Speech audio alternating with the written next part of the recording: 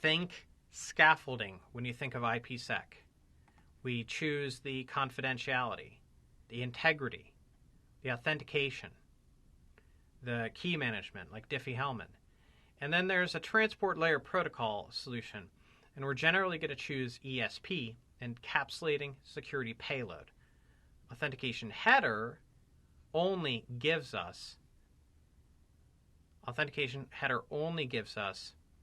confidentiality, it only gives us authenticity. It does not give us encryption, and that's a big drawback of AH. If we look at the transport layer of an IPsec tunnel, we have a choice. We can set up AH, which gives us authentication and also integrity. What's missing is the encryption.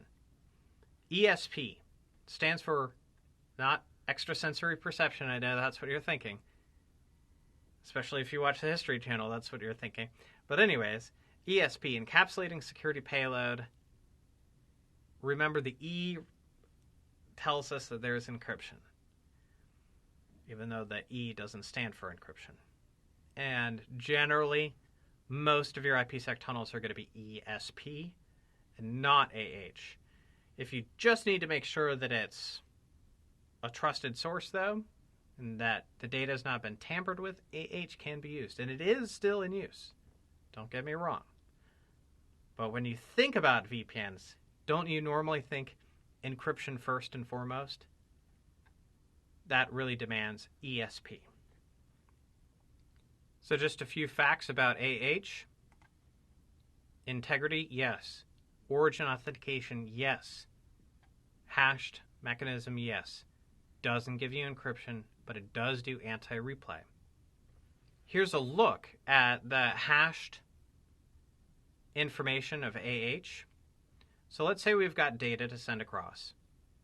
We're then going to take all of that information, header, key, give it a hash, and it's going to tuck itself inside.